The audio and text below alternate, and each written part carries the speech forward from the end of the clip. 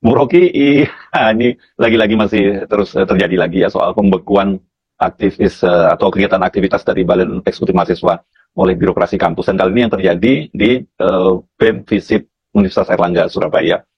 Jadi ini kan peristiwa semacam ini terus berulang dan juga terjadi di kampus-kampus ini menunjukkan pada kita bahwa birokrasi kampus itu masih bersifat represif kepada mahasiswa, kepada para aktivis di kampus ya karena menghambat pada kekuasaan.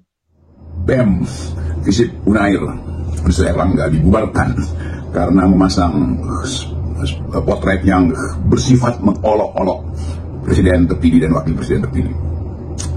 Sementara kakak-kakaknya, senior-senior mereka jauh puluhan tahun yang lalu, yang melakukan hal yang bahkan lebih dramatis terhadap kekuasaan, sekarang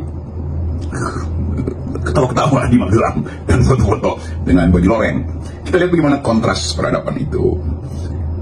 Tentu para mahasiswa yang ada di UNAIR tidak pernah tahu apa peristiwa 98, macam-macam, 65. Tapi mereka mengikuti semacam naluri bahwa kekuasaan itu harus dikritik.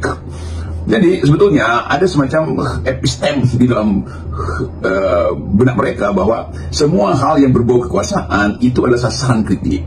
Diuraikan melalui apa? Melalui tulisan, melalui demonstrasi, melalui satire, melalui olok-olok, poster segala macam. Kan itu yang sebetulnya menghidupkan demokrasi kita. Sementara mereka yang berupaya bertahun-tahun untuk seolah-olah kritis pada kekuasaan akhirnya tiba di akademi militer untuk diseragamkan, bahkan bahasa tubuhnya diseragamkan, pikirannya diseragamkan. Jadi kita lihat itu sebagai paradoks dari aktivisme itu. Nah kemungkinan bahwa sebetulnya masyarakat sipil termasuk di dalamnya universitas akan melanjutkan kritik itu sudah jadi takdir historis kita tuh. Jadi sebentar lagi ya akan ada hari atau hari ini ya besok akan ada hari Sumpah Pemuda tuh. Jadi dalil sejarah itu tidak mungkin dibatalkan karena kemampuan kita untuk mengingat apa yang terjadi di masa lalu itu justru menghidupkan harapan kita di masa depan. Jadi kita mau coba melihat apa sebetulnya konteks pelarangan atau pembukuan atau bahkan pembubaran BEM Unair karena memasang poster yang mengolok-olok tuh. Nah perbandingan itu yang akan menentukan apakah peristiwa dekan atau bahkan rektor membubarkan BEM di Unair itu jadi penanda bahwa Indonesia sedang ada di depan pintu gerbang new kind of authoritarianism.